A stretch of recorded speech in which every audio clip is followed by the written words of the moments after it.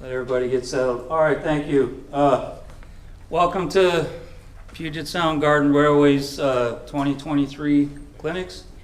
It's like we got a good showing. We got 7 presentations for you today. I stared at that light too long. All I see is orange lights in my eyes. Okay, Chuck Carlson's up on some more concrete work, making a concrete viaduct. Chuck, did you need some room for? Oh, I got my stuff down here. Okay. Hey, this is not new rocket science stuff, because there's a lot of information out on the web about making concrete viaducts. What I wanted to do today was just give you the basics of what you need to do to start one. From there, you can do whatever you want to with this. You can style it, make it any way you want it.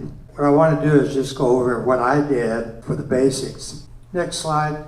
What I had originally is I had trestles, and you see the bushes behind the trestles. They were constantly breaking my trestles, and people walking over that trestle were kicking it, and so I just looked at, I need to make a viaduct, concrete viaduct there.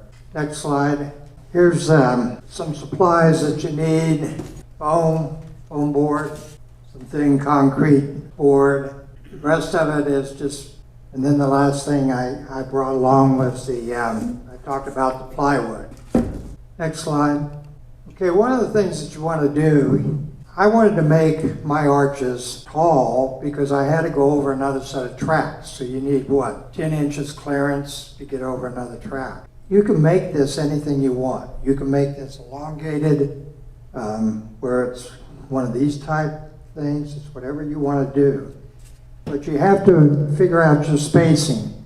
So figuring out from where I wanted to start to where I wanted to end, and then you need to have one more pillar than you have arch.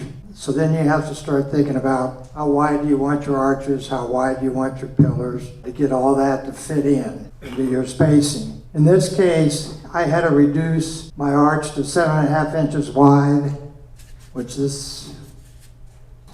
that is 7.5 inches wide, and I had to reduce the pillars to 3.5 inches. This gave me 7 arches and 8 pillars. Next, you make your arch forms, and this you take 2-inch foam boards. Started out cutting 7.5 by 12 pieces out of the board, and I glued them up. So there's 2 inches and 1 inch board on there. Use Gorilla glue stick. It won't burn the foam, and it will hold up. It really holds up. Once you get this made, and there's no drying time. Once you put them together with the hot glue, then they're done. Next thing we do to make yourself a pattern of your arch, draw that on the board, and then cut this out. Now, I cut it out on a bandsaw. I know not everybody has a bandsaw, but you could cut it out with a saber saw, jigsaw, whatever. The next thing is to sand this. I used an orbital sander to sand it smooth, because whatever you feel on here, that's what's going to be on your arch. Now, when I say you want to do something different besides this standard, if I was, say, to maybe cut out a little bit down here, you'd have a concrete flange on the bottom of your pillar, if that's something you want to do. You could take an object and stick it in here and make a mold in here, and then when you pour the concrete, you would have that object on your pillar. So there's some things you can play with doing this. But once you get this built, okay, next slide. Okay, now you want to dig your trench for your viaduct path. You want to go down a couple inches, put some gravel in there. This was a 4x8 sheet of plywood. I cut it in half and around. I use this for several viaducts already, so it lasts a long time.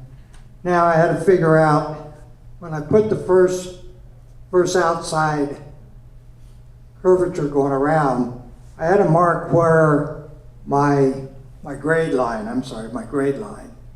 or the tracks, I had to mark where that is on the board.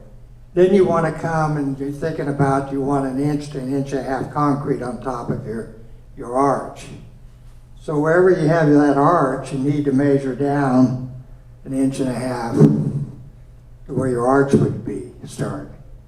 And then I actually used a hot gun glue to glue the arches in their particular spaces on one board. And then cut off on the bottom. Because when you make this, you're starting out with a longer piece. It's just simple to start that way. You're going to have a taller one down here. You're going to get smaller and smaller. Now, if you're making a straight piece, a lot of people make viaducts that are just straight, no curvature to them. It's all the same size, basically. You can figure that out real easy. This was primarily for a curve viaduct. Then I put it into the trench, put some surveyor sticks, pounded them in to get the curvature, and then I put the inside board in there and put pounded in stakes. You can see the stakes around to form that in there. Then drill holes right through where your arch is. So you're drilling a hole through this. Where you have this sitting here, you're drilling a hole through here, through both pieces of wood. Take your threaded rod, put it through there, tighten it up. Well, now you have that sandwich in there. Next one. This one here shows me putting a little bit of rebar in there. So you see it's all sandwiched up. I used a little piece of fine fencing. I cut the fencing for the rebar, put it in there on the top. Now mix your concrete, pour it in. I'll add one other thing. There's some people I've seen that they have their railing indented in. If you do that, you need to make this thicker. You need to go with 3 2-inch deals, because if you bring your railing in, your track clearance for your trains going by becomes very narrow. The way I did it, I used the railing on the outside, so this is based on railing on the outside. But if you did want the railing on the inside, you'd have to take a piece of wood and put along here too. So you'd eliminate the concrete for where that railing would go. Next slide. So when you get, after the concrete dries, one of the things I did, and I suggest is, after I poured the concrete, I embedded a road bed into the concrete. I used a PVC board on mine, but you could use wood, but you need to embed a road bed in there because you need something to fasten your track down onto. Screwing in the concrete isn't going to hold, and I don't think you want to liquid nail it down, but that's an idea there. That's what I did, but the picture on the left, you see it all dried up, the board's off, you see all those nice looking beautiful blue arches. It's pretty neat. Next thing is to take a sawzall or a saber saw or a hand saw and cut out the arch. And I said in the instructions here, cutting out leaving about 1 inch around there, because believe it or not, your blade wanders, you wander, and you don't want to cut into the concrete with your blade either. So once you cut that out, wear gloves, reach in there. This will just pull right off the concrete. It doesn't stick, just pulls right off.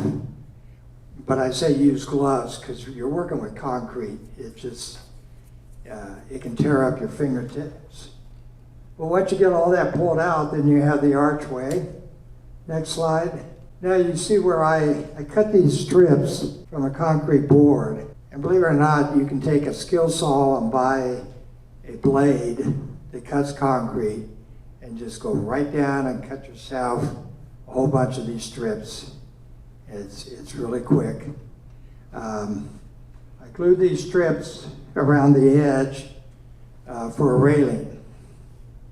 And I left a gap between the strips, and that's a water drainage gap. And between that gap, I put another small piece of this over that. So you have the gap going down, you have kind of a little bit of railing that kind of bends out there. And I think you can see in the picture on the right where the railing is sticking out. And then the last thing is how you want to finish this. Douglas Palm, one of our members, lives up in Camino Island.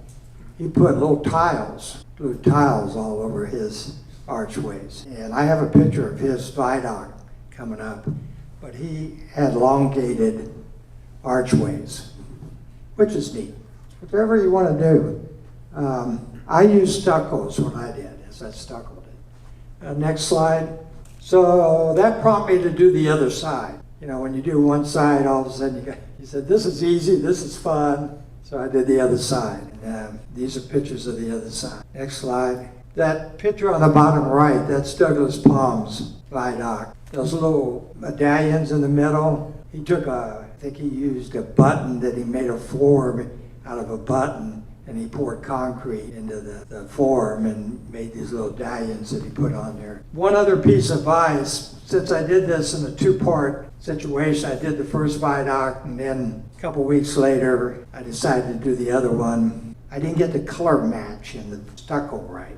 So you can see one viaduct is a little browner than the other. My little piece of advice is if you're going to do this, do it all at once so you get the coloring in the stucco just right. But that's what it looks like with the stucco done. The first slide was the finished product. Any questions? What type of cement did you use? Just not pure mortar, but just cement. Yeah, you don't want mortar. You don't want pure mortar. You want a little sand in it, but it didn't have gravel in it. How'd you settle on a 9-inch span or 7.5 inch? I mean, what? Well, I took the distance. A foot or more was. I took the total distance that I was going to do, which if you're talking about, say you're going to do 8-foot distance here, and you say, well, I want this type of arch. Okay, how wide's that arch? So how wide do you want your arch? So then you take this distance and you start thinking about, I want my pillars to be, say, 4 inches wide. And you got to have one more pillar than arch.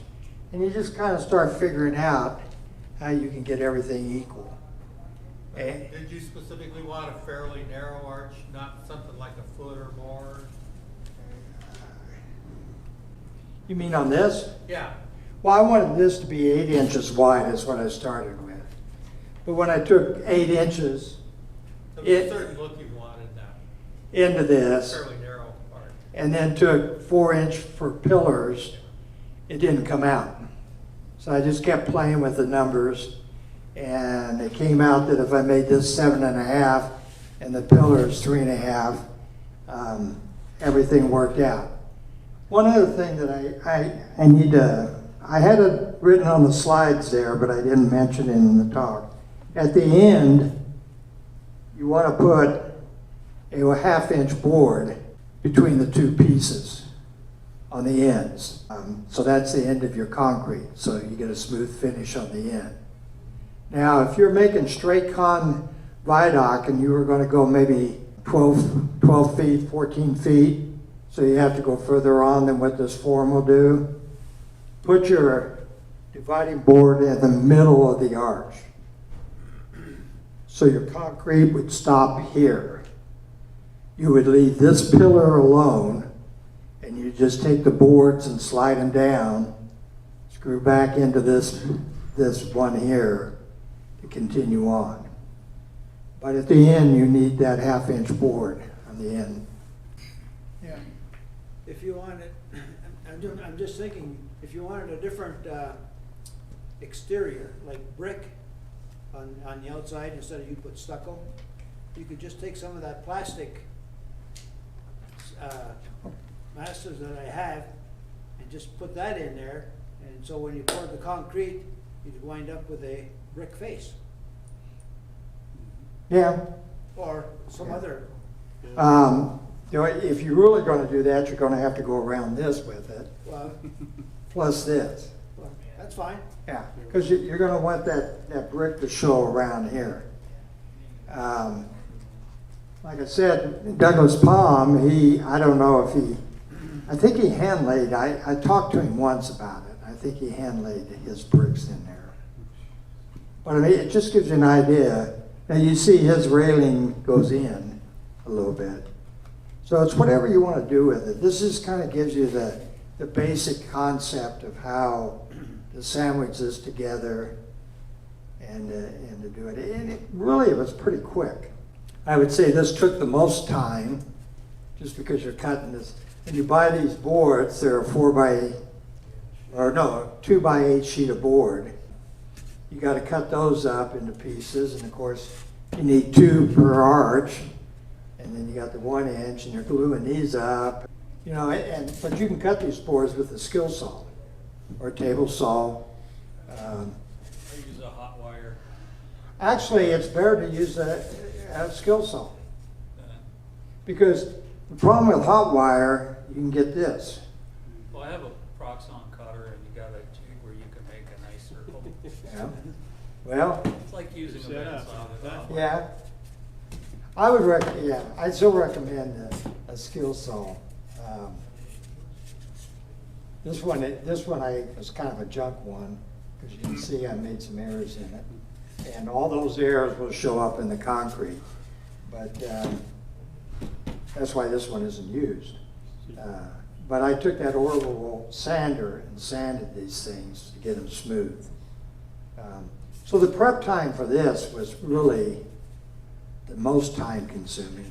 Once I had this done, laying this down and putting that, you know, and getting your grade marked on there. If you were doing a straight track, just a straight deal, like his goes across a road bed, so it's just a straight viaduct. It's pretty simple to do. You know how high it's going to be, and just figure out your line for the top of the arch. What about the foundation? Because, you know, ground, frost heaves or moves, so if you, I assume you have to dig down. I went down 2 Fairly inches. deep. I went down 2 inches. I would say go down 4 or 6 inches and gravel and make some. You know, with all these cold periods we've had here, the other day I went out to dig a post hole. I went down 1 inch and it was dry dirt. I mean, with all the rain we've had, everything, I couldn't believe it. I hit dry dirt just about 1 inch down. I don't think up here I know back east they talk about going down 4 to 6 inches when they talk about building your railroad bed, you know, if you were going to use concrete and stuff like that. But these haven't moved a bit. But I put that little bit of little pea gravel in there just for drainage purposes. I think these have been out, I did this the COVID year. So they've been out a couple years now. 'Cause I didn't have these for the Rose City Garden open house. Nobody else has seen them except I think Bill and a few people, but. So you mentioned the concrete, is that, you get them in the bag? Yeah. Yeah.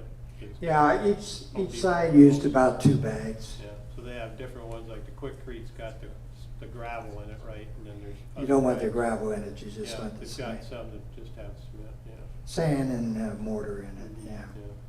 Yeah, it gives a nice smooth finish. If you go back a slide where you see, where I pulled the board off, oh, it was beautiful, smooth finish and everything where it goes up against this board. It was just smooth finish. Yeah, did you have to tamp or vibrate to get bubbles out, or? I took a stick and kind of, Yeah, okay. you know, as I was pouring down between the deals, I kind of did that, you know, just kind of make sure it was down there. Again, you know, you can design your own finish. You know, like I said, if you cut into this, you could make the concrete come out and be kind of a little square, you know, and then kind of like a foundation on the end of the pier. It's whatever you want to do with it. It's kind of like what JT talked about, you know, just ideas.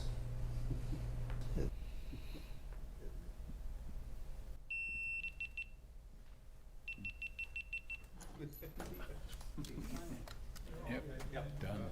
That one is. Okay, thanks, Jeff. We have one more fascinating presentation for you.